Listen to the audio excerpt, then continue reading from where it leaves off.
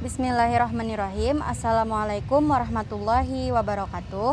Kami dari kelompok 5 yang beranggotakan Laila Yunita dan Riko Abdul Toriki akan membahas tentang alamatut tarkim. Baiklah, langsung saja. Ad-Darsut Tasi, pelajaran ke-9. Alamatut tarkim, tanda baca. Hiya alamatun tudiat indal kitabah. Yuqsadu biha tashilu fahmi an-nasi alal qari wa ma'rifati ma yuriduhul kitab min ma'anin wa afkarin. Alamatut tarkim itu adalah tanda-tanda yang biasa digunakan ketika menulis, yang dimaksudkan untuk memudahkan pembaca dalam memahami teks dan untuk mengetahui apa yang diinginkannya oleh seorang pembaca dari makna dan pikirannya. Wa alamatuhul ma'lufah hiya, dan tanda-tanda yang biasa digunakan itu adalah yang pertama al-fasilah, yaitu koma, dan yang kedua an-nuqtah, yaitu titik, dan yang ketiga an-nuqtatani, titik dua, dan yang terakhir al-fasilatul manqutah, titik koma. Al-bi'sah, al-kalimatul jadidatu ta'abbada ya ta'abbadu gori qori. Al-bi'satu bidayah alamah.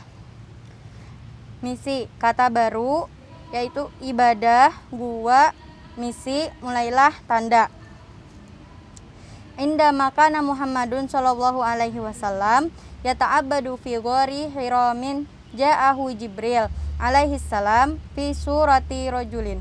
Wa qala lahu iqra, faqala Rasulullah sallallahu alaihi wasallam ma ana biqari'in, faqala lahu Jibril iqra bismi rabbikal ladzi khalaq, khalaqal insana min 'alaq, iqra wa rabbukal akram, allazi 'allama bil qalam, 'allamal insana ma lam ya'lam.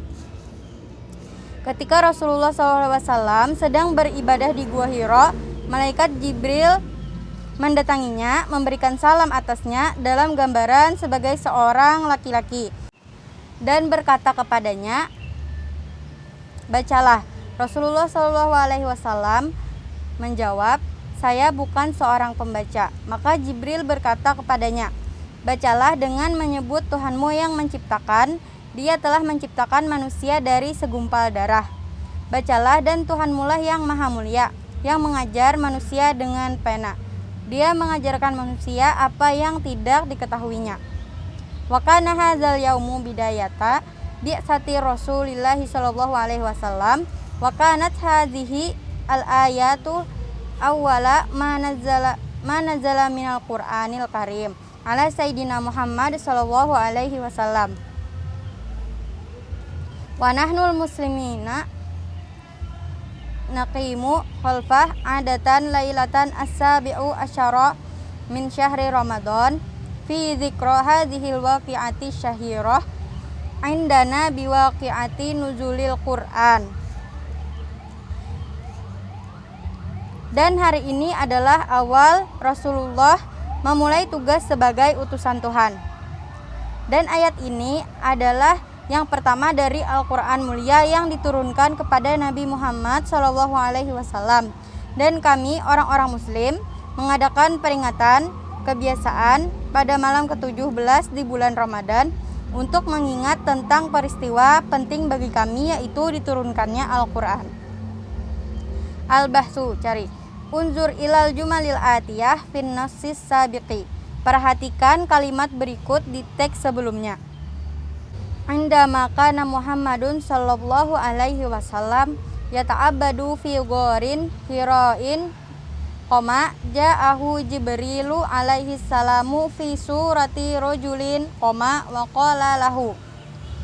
Nah, di antara kalimat-kalimat ini Anda akan menemukan tanda, dan itu dinamakan tanda koma, dan diletakkan di antara kalimat pendek yang membentuk kalimat majmuk panjang. Tajid bainal jumali hadhil alamah wa tusammal fasilah wa tudau katsiran bainal jumalil qasirah allati tukawinu jumlatan tawilatan murakkabatan. Dan antara kalimat-kalimat ini Anda menemukan tanda dan itu dinamakan koma dan diletakkan di antara kalimat pendek yang membentuk kalimat majmuk panjang. Wanzur ilal ibarati allati tahtaha khotun wahidun fin nassis sabiq tajid ba'daha hadhihi al-alamah wa tusamman nuqtataini wa tudau ba'da kalimah qala aw yaqulu. Dan lihatlah pada kata yang digarisbawahi dalam satu baris di teks sebelumnya, itu Anda akan menemukan pada kata sesudahnya tanda. Nah, dan itu dinamakan tanda titik dua dan ditempatkan setelah kata qala atau yaqulu. Wanzur ilal ibarah allati tahtaha khattani isnani fin nassi sabiqi tajid ba'daha hadhil alamah wa tusamman nuqtatan wa tudau fi nihayatil jumlah at-tamati wa fi nihayatil faqrah. Dan lihatlah ke garis yang di bawah pada teks dua baris sebelumnya. Nah, itu Anda akan menemukan pada kata sesudahnya tanda seperti itu dan dinamakan titik dan ditempatkan di akhir kalimat penuh di akhir paragraf. Wanzur ilal ibarah allati fi faqratil akhirah naqimu halfatan adatan lailatas sabi'i asyara min syahri Ramadan fi dzikri hadhil waqi'ah tajid bainal jumali hadhil alamah wa tusammal fasilatul manqutah wa tudau baina jumlataini takunu saniyatu sababan lil ula iwak suhu. Dan lihatlah ke baris di paragraf terakhir. Naqimu khalfatan adatan lailatas sabi' asyara min syahri ramadana fi dzikri hadhil waqi'ah. Nah, di situ Anda akan menemukan di antara kalimat pada kata sesudahnya tanda seperti ini, yaitu dinamakan tanda titik koma dan ditempatkan di akhir kalimat penuh di akhir paragraf. Bismillahirrahmanirrahim. Saya Riko Abdul Toriki ingin melanjutkan pembahasan yang telah dibahas oleh teman saya tadi. Pembahasan selanjutnya tentang al-qaidah. 1. Al-fasilatu, koma, yakiful qari'u indaha saktatan fasyuratan jidan wa tudau titik 2 bainal jumalil qasirati allati tukawinu jumlatan tawilatan murakkabatan trib bainal ma'tufi wal ma'tufi alaih. Misal titik 2 al-kalamu yang qasimu ila salasah titik 2 ismun koma wa fi'lun koma wa harfun. Koma, pembaca berhenti sejenak untuk jeda yang sangat singkat dan meletakkan antara kalimat-kalimat pendek yang membentuk kalimat kompleks menjadi panjang antara ma'tuf dan ma'tuf alaih. Contohnya titik 2 seperti pidato terbagi kepada 3, kata benda koma, kata kerja koma, dan huruf. Jadi maksud koma di sini yaitu untuk membentuk kalimat kompleks menjadi panjang. Jadi ketika kita membuat kalimat-kalimat itu disarankan menggunakan kata koma sehingga nantinya itu lebih mudah dipahami. Selanjutnya nomor 2.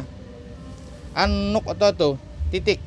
Yaqiful qari'u indaha saktatan tammatan ma'as jirahatan lin tanafus. Koma wa tudau fi nihayatil jumlati tamati au fi nihayatil faqrati lidilalati ala tamamil makna. Titik. Pembaca berhenti dalam keheningan total dengan sisa nafas, koma, dan itu ditempatkan di akhir kalimat atau paragraf penuh. di akhir untuk menandakan makna sepenuhnya. Jadi tanda titik di sini dimaksudkan ditempatkan di akhir kalimat, sehingga kita tahu bahwa ketika ada tanda titik itu berarti kalimat itu sudah berakhir dan kita diberi waktu untuk tenang dengan sisa nafas kita yang sebelumnya tadi. Yang ketiga yaitu titik 2. An-nuqtatani, titik 2. Tudau hidil alamatu fil mawadi'il taliyati. Titik 2. Baina lafzil qawli wa kalamil maqluli. Misal, titik 2. Qala rasulu. Titik 2. Al-muslimu ahwa muslim. Litawdihi al-maqsumi au makna kalimatin. Misal, titik 2. Ad-dahru yauman. Titik 2. Yaumun laka wa yaumun alaika. As-sodda. Titik 2. Irtidadu sauti. Titik 2. Tanda ini ditempatkan di tempat-tempat berikut. Antara mengucapkan kata-kata yang diucapkan seperti qala Rasulullah. Nah, setelah kalimat kata itu tadi, qala Rasulullah, pasti ada titik 2. Nah, itu ditempatkan di situ. Untuk memperjelas penyebut atau arti sebuah kata seperti ad-dahru yauman. Titik 2. Yaumun laka wa yaumun alaika. As-soda irtidadu as-sauti. Nah, seperti itu. Keempat yaitu al-fasilatul mangqutatu. Titik koma. Tudau bainal jumlataini takunu saniyatu sababan liulal au aksuhu. Misal, haramallahu riba la'annahu yazidul goni ginayan wal fakira faqran. Titik koma itu ditempatkan di antara dua kalimat. Yang kedua menjadi alasan untuk yang pertama kebalikannya. Misalnya haramallahu riba. Nah, seperti itu. Maksudnya menjadi alasan untuk yang pertama atau kebalikannya itu karena yang pertama kan koma. Setelah itu baru kita menggunakan titik 2. Nah, seperti itu. Salah hilaf, mohon maaf. Assalamualaikum warahmatullahi wabarakatuh.